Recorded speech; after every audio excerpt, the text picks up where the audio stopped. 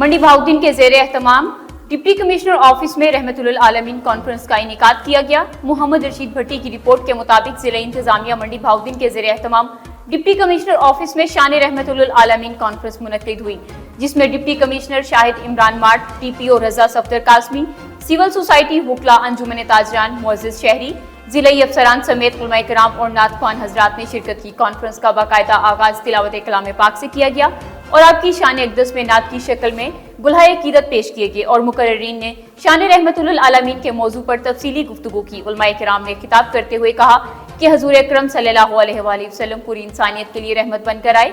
आपकी जिंदगी हमारे लिए मशअल राह है।